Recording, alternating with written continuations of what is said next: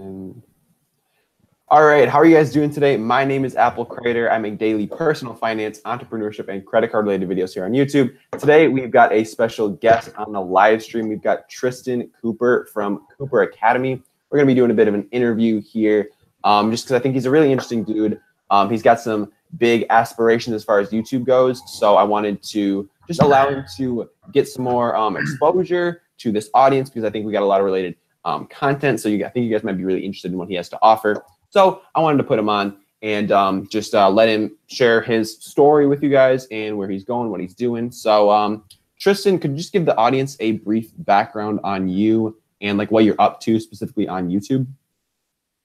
Yeah, well, I'll try to base this more on what I'm doing on YouTube and stuff. But originally from South Africa, moved to New Zealand when I was like young. And then got into investing about like 4 years ago. Started studying about investing 4 years ago. I didn't start investing 4 years ago. I always liked the Warren Buffett way of doing things, like the value approach to investing always stood out to me. It just made so much more sense. Yeah. So I've just studied that in full detail. As for like what I do on YouTube, sort of similar to you. You said credit cards, entrepreneurship, and personal finance, I think. Mm-hmm. I'm entrepreneurship, personal finance, but mainly I focus on investing. That's just like I just love investing, stocks and stuff like that. That's what's mainly up. US stocks, yeah. So that's my main focus on the channel, investing. Cool. What else? Yeah. Beyond YouTube, what are you into? Football. I love sport, man. Football's a big passion. That a lot of my passions is what I focus on YouTube. I've always been into business, making money, stuff like that. So even outside of YouTube, that's what I'm into. That's perfect. I mean, that's me too. I mean, honestly, I'm making videos about the stuff I care about, the stuff I'm always doing anyway. So that's honestly the way to go for me. I know you are, because you post so much and you're so into it. And if you can't not be into it if you're doing as much as you are. So I can tell that you're into it. Thank you, man. I appreciate that. Yeah. So how long have you actually? One of the hardest workers in YouTube. You are. What was that? Hey? What was that? I said no. You're one of the hardest workers in YouTube. One of the most I don't know, what can I say, like grinders or hustlers. I don't know. I appreciate that. I don't know if it's true, but I appreciate that. Yeah. How long have you been making videos on YouTube? Oh, I should say one of the hardest in the entrepreneurship, personal finance, the field that we're in. I think one of the hardest. It seems so. So how long have I been doing YouTube? About 6 months, maybe. I think something like that. About the same time as me, I think. Yeah, it was about the same time for you, but I'm not totally sure. Yeah, could be. I do remember though, you were one of the first people to comment on my videos though, and that was like, yes. Really? I think you were the same for me. And yeah, gotta support each other. Yeah, I know. And it was on my very first video. Yeah, I was like, oh, that's sick. I can still remember my very first view that I got. Really? And yeah, my very first view, I got a subscriber, and I was like, oh my gosh. Yeah, that's the way to do it. Wow, the monumental occasion. Yeah, I know. And it got so if any other YouTubers are watching, especially small YouTubers, commented. Oh, is it? Oh, is it? I was gonna say, like any small YouTubers, it takes time. Like just takes a lot of time to build up, but then it all compounds. And that's true. You know. And if you're getting no views at the moment, just keep going. It's a lot more. It becomes more fun when you start getting views and commenters and stuff like that. But it is a lot of patience. It's a lot of patience, and you have to be passionate about it. Exactly. If you're not passionate, you're gonna get burnt out, and the competition will wear you down. Yeah, you're gonna not really. Yeah, you'll get discouraged. Yeah, so you gotta make sure it's something that you actually care about, something that you're doing already for fun. Because if you come into YouTube with just like the mindset of I'm going to come in here and make a quick buck, that's not going to go well for you because you're not going to enjoy what you're doing. And you got to stick with it for a long time before there's even any talk of any money on the table. So really, you got to have the idea in your head that you're going to be doing this for fun. more than you're going to be doing it to try to like turn a quick buck or something. Yeah. At least that's my opinion on that. Yeah, well, I've seen other YouTubers, like small YouTubers, come onto the scene because they think there's potential in there, and there is a lot of potential, but they just weren't really into it, Yeah. into the whole personal finance investing thing, and they got burnt out and they stopped doing it. So for you personally, I'm curious, why did you start making videos in the first place? To be honest, I actually think I might have watched one of Financial Education's videos, or might have been Ryan Scribner. I can't actually remember who it was. Mhm. But I don't know, they just talked a lot of sense, you know, talked about the internet, talked about what's happening with YouTube, you know, their story. And I was like, I just saw the potential in it. So I've been into investing before YouTube, and I wanted investing to be my job. And I just thought YouTube was a great opportunity to. That's my plan, to make it a full-time income one day. Wow, that's high hope, later. Yeah, well, no, I'll do it. I believe you, man. But I mean, like that's a high bar to hit, especially. Yeah, I mean, you're on your way though. I mean, you're growing your following very quickly, so that's legit. Yeah, and the advert revenue isn't the only way to make money. Like, oh, not at all. There's not plenty. All, there's plenty of ways to monetize. Once you have a following built online or really anywhere, there's plenty of ways to monetize it. Exactly. Because I mean, the money flows with the attention. So if you're being able to capture people's attention and provide them with value, you're not gonna have to worry about finding a way to monetize that. So that's why it's really important to do something you're interested in, because if you're interested, other people will get interested. You will have their attention, and then you can figure out a way to potentially monetize from there. So and I was gonna say, like, Sven Carlin, like, I don't know how many subscribers he got. He's got maybe like 15,000. But I reckon he's making some good money because he's just like, his followers they just love him. I love his content that he puts out. He knows his stuff. He's a true value investor, and I reckon he's doing well for himself. Like, I think he's got his own platform and stuff, and I reckon his viewers will buy into it, his research platform and stuff, because he's just got that following, and he just creates content that's so good. So that's how to do it. So until about 2 weeks ago, nobody really knew what you looked like or even what your first name was. So can you talk a little bit about why you chose to hold off on sharing that information, and why you decided to do like a reveal of who you were in like a face-to-camera video? So I don't even know, man. I saw. Do you know this guy called Fight Mediocrity?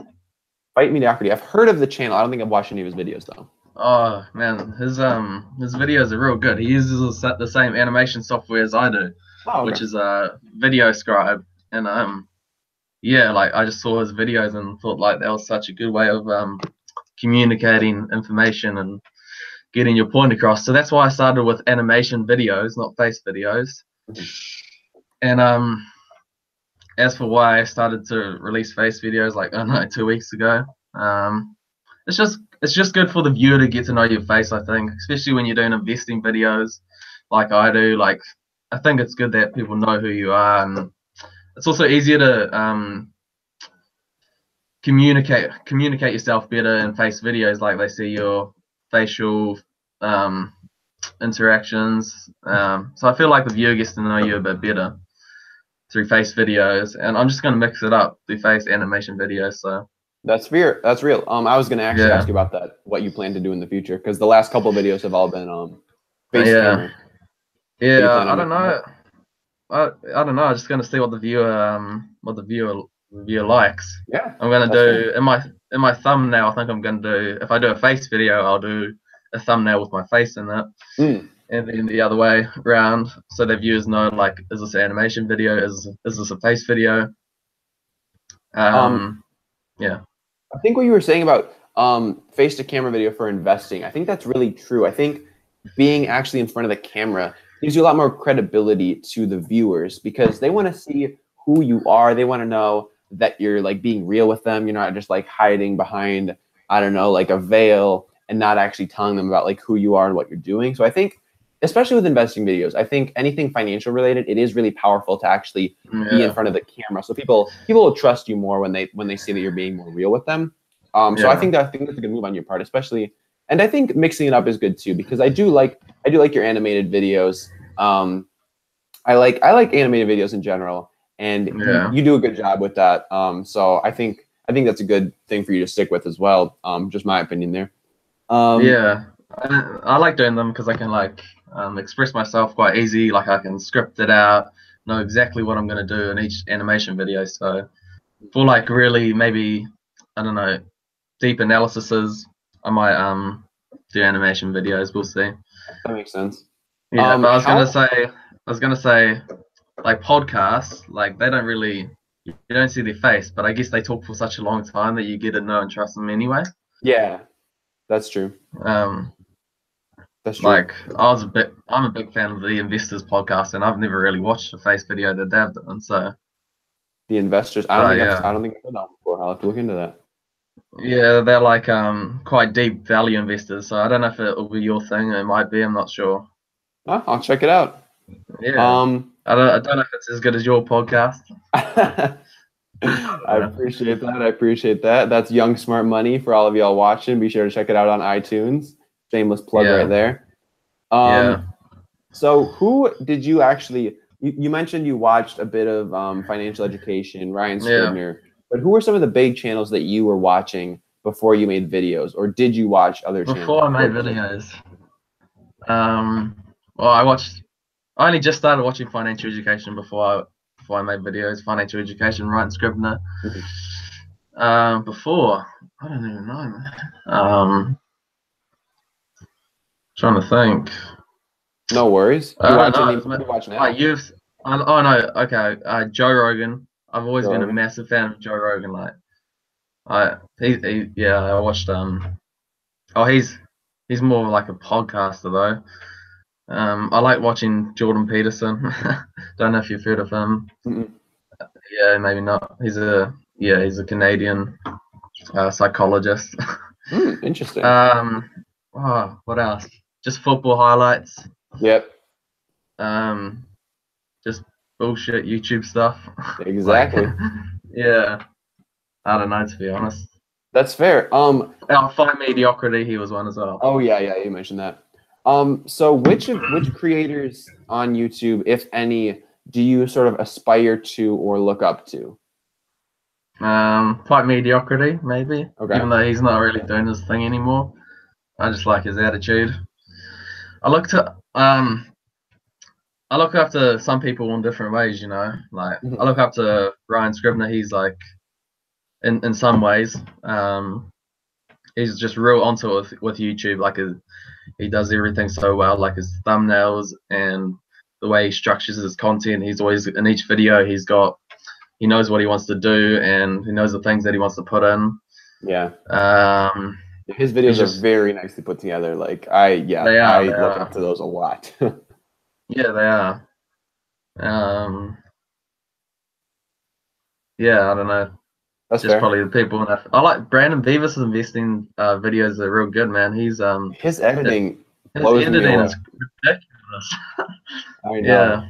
You guys need to check him out. I'll put him in the description or the comments or something. But you gotta check out Brandon Beavis Investing. His editing is beyond compare. Like I really look up to his editing, and I have no way to compete with that. Yeah. It depends what you want to do as well. Do you want to, do that type of more editing videos, or more looking at your face or whatever? I don't know. I don't know. That's fair. Yeah, I don't know. I've never done any non-face to camera videos, I don't think. So I really like them. I don't know. I'm very I can talk for hours in front of a camera, so I really enjoy them, but I know it's not for everybody. Some people do a lot better when they don't feel the pressure of sitting in front of a camera, or when they feel like they have more freedom to edit it and not worry about how it looks. Yeah, I still find it really weird talking in front of a camera. It's fine doing it now. It doesn't even feel like I'm talking in front of a camera, just talking like this. But sitting at a desk and looking at a camera and talking, I find it really weird. I've only made like 4 face to camera videos, so I still find it odd. And That's fair. You sort of get into a groove, I think at least. But yeah, I think you will. Yeah. All right. So one of your videos that really caught my attention, actually the first one where you went in front of the camera, was a video that compared you to 2 of the biggest stock market or like personal finance YouTube channels, Ryan Scribner and Financial Education. So I've got a bunch of questions about this video because it really caught my attention. I thought it was a really creative idea. So the first question, pretty basic, but I'm just wondering, like, you mentioned that you want to make a career out of YouTube, essentially. You want to make a career out of investing. Full-time income. Yeah. So is that the main reason that you want to grow your YouTube channel, or just like why, just generally, like why do you want to grow your YouTube channel? Okay, well, one reason obviously is I want to create an income out of it.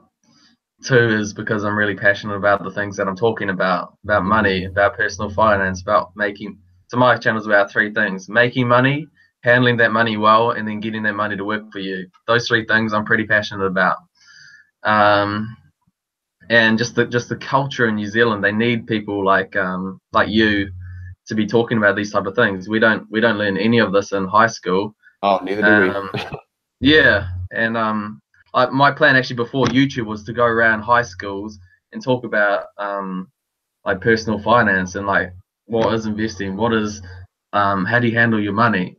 That was actually one of my business ideas that I was going to do, but then YouTube came across. I'm really interested in doing that exact same thing. Actually, like right now, I'm trying to get. I've reached out to my high school that I graduated from, and I'm going to be coming in there this following year. But I really am interested in doing that, like just going around to different schools, getting in front of people, and just teaching them about these things, giving them the tools to succeed financially that is sort of left out in schools. Because, I mean, I'm not trying to make decisions for people. Obviously, I'm not trying to like tell you how to live your life, but I just want people to have the tools to be able to make the best decision for themselves.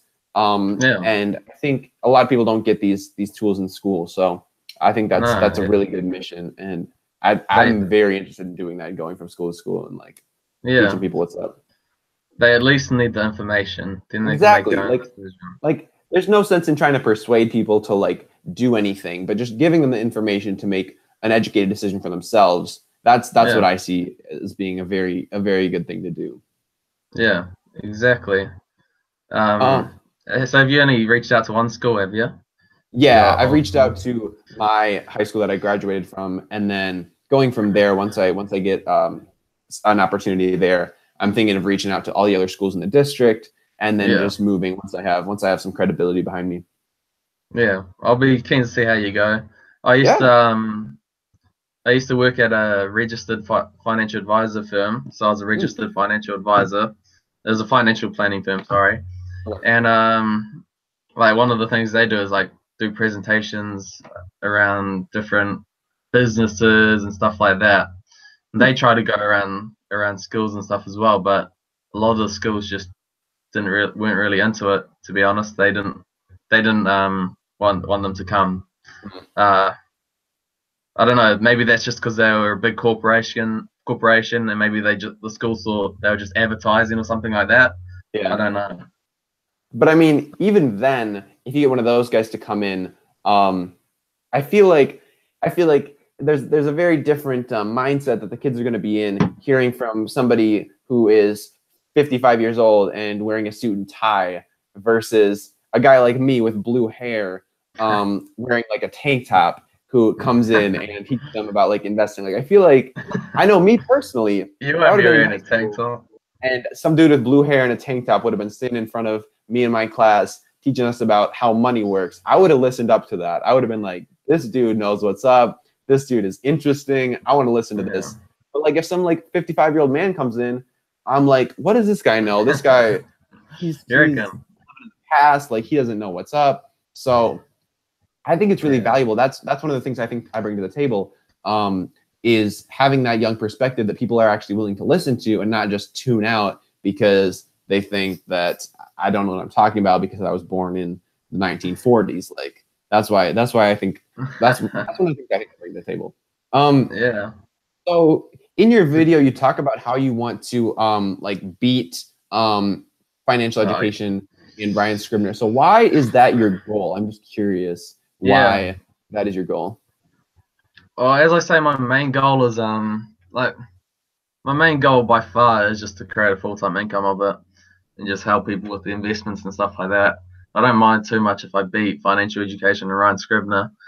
I was actually thinking about it the other day, like I don't even know if I will beat them in the long term because like with stocks, I don't know, I mean financial education, he's a very different YouTuber than me, than what I talk about, and to be the biggest in the investing thing, I feel like you have to be real, I don't know, like real bullish on things and real bearish. You just have to say yes, no. And I just Yeah, like to, I don't know, I feel like I do more, I try to do more of a full picture thing. Like these are the positives. Yes, this stock is good in some ways, bad in some ways. And I don't even know if that type of content will make it, massive in the mainstream, you know, that's true. whatever. I think you're right though. You do have to be super like if you're very opinionated, if you have a very strong opinion on something and then it'll get controversial. And when it's controversial, Yeah. then it gets big. So I think there is a lot of merit to making more controversial style videos, but Yeah. again, I think there is a lot of value in like the stuff you do, like weighing both sides of the coin, like these are the pros, these are the cons, make your own decision. But yeah, I mean, Yeah. there's definitely a lot of potential to videos where you have a very strong opinion. And I've been trying to Yeah. do more of that myself. Just like I made a Same. video about like the four reasons that you're poor. So that's like a They very what? Sorry, the thing did a little thing oh pause or sorry. something. So I made a video about the 4 reasons that you're Before poor. Oh, you're poor. Yeah. Yeah. Yeah, so that's been I mean, that video it doesn't have very many views, but it's already been quite controversial. So I think it is Yeah. beneficial to sometimes like No. draw a line and say this is where I Yeah. stand. But No, I do that as well. I do a lot of sort of controversial videos. We all do them. We all know that they get more views. yeah. But just in general, I'd probably say I'd be a little bit less than financial education. I don't Yeah, know. and as far as like It's not even the yeah. Sorry. I was gonna say, as far as like education goes, like I think you can really teach a lot more when you do give both sides of the story. So that's personally why I lean towards videos where I give like a wider viewpoints and try to cover both sides, because I think if you just cover one viewpoint, you can sort of people get stuck in sort of like a feedback loop where they just listen to what you say and then they just take that at face value every single time. They don't do any thinking on their own. So I like to give the full picture so that viewers can do the thinking on their own and not just take what I say at face value, because obviously everybody's got their own way of thinking. Everybody's got their own way of doing things. So I think it's very important that people come to their own conclusions. So that's personally why I don't do very many videos like the ones that Jeremy does over on financial education. Yeah, I don't know. Yeah, and you got to mix it up as well. Like, you got to get views and stuff. Like, that's what YouTube is about. So I Yeah, also do like controversial videos as well, but I don't know. that's Yeah. fair. So Um, what do you think it's going to take to grow your YouTube channel to the level of these other guys, or just the level that's going to be able to sustain your life? um, well, to sustain my life, I know I just need to grow my audience a bit more. Mhm. I'm not too far away from monetizing YouTube. I don't know in full detail how much income that will bring, but we'll see. Advertising. But then I've been working on a investing course lately, how to invest like Warren Buffett, how to invest like the very best investors.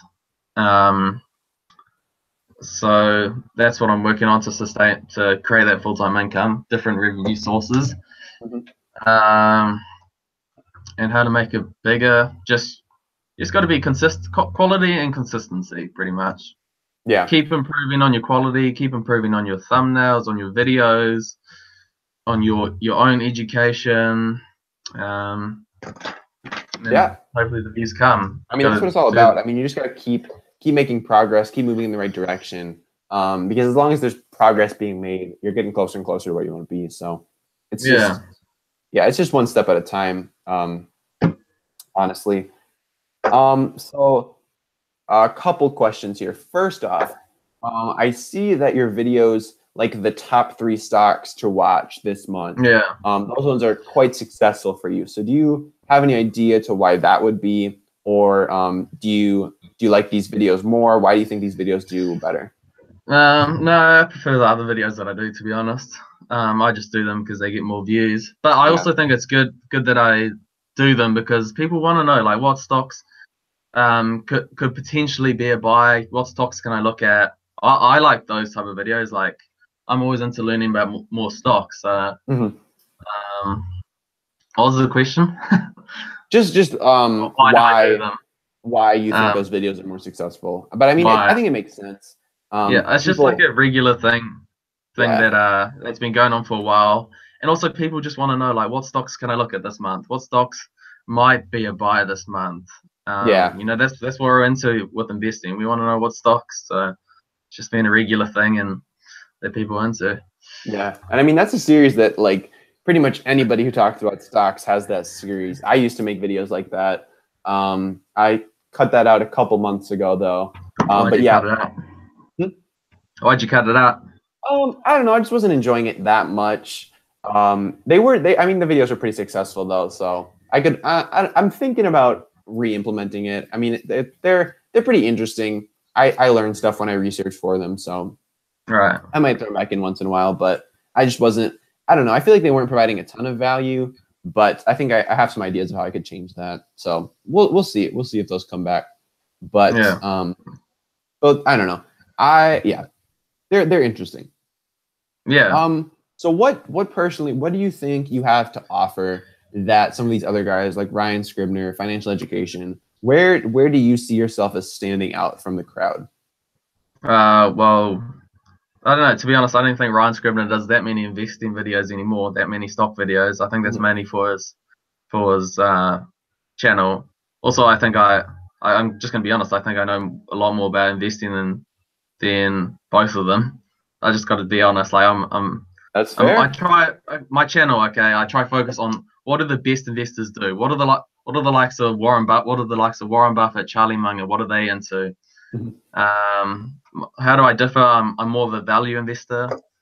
Uh, quite like the fundamentals. In saying that, I do also look at the quantitative. Um, yeah, but they're both good. They both do well. They both give their audience a different perspective. So Yeah. yeah, I that's really like the wide variety that Ryan Scribner offers in his videos. yeah, Um, yeah. Not bagging on Ryan Scribner. He oh, does really well, and yeah, he's a YouTuber that I look up to. no, yeah, I have I mad respect for yeah, both those guys. exactly. Yeah, Um, but yeah, I like how I mean, like you said, I mean, you like to cover how to make money, how to invest your money. And Ryan Scribner, he's definitely covering the gambit. He's definitely covering like entrepreneurship stuff, personal finance yeah, stuff, investing stuff. And I think that's really cool. That's what I try to do as well with my yeah. channel. He's a legend. He was one of the person who started this whole investing YouTube thing, and he showed everyone that you can make a full time income on it. I think he makes a lot more than a full time income on his Oh yeah. YouTube channel. So like a lot of creators look up to him. He's a legend. Yeah, Yeah, I look up to him a ton. Like um he was giving out free Skype calls like yeah. months I and did months one with ago. him as well. You did. Yeah. Interesting. What'd you talk about? Um, I can't even remember to be honest. Just YouTube and just the general stuff. That's fair. But he basically said, yeah, you can do it if you put enough time, effort into it, Yeah. whatnot. And he's just a genuine guy. Eh? What did you talk about?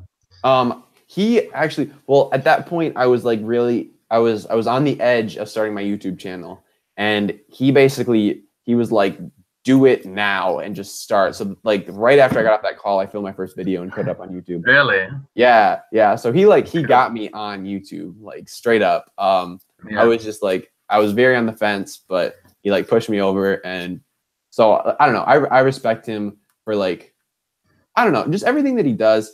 I think it's pretty dope. Yeah, I got respect for him. All right, Yeah. so I just got 2 more questions for you. And Okay. then anything else you want to say, we can hit that. But what's your favorite part of creating YouTube videos and just being a creator? Like, what's your favorite part of that?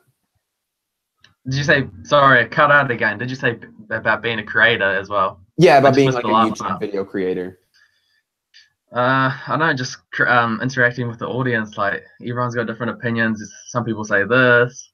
Like, the comments is one of the things I look forward to the most at the end of each video, and it just Yeah. motivates me to be a better investor, to keep researching. It's just cool. It's just a great community of people, and I don't know. Yeah, I don't know what my I'm favorite with part you is. though. Probably.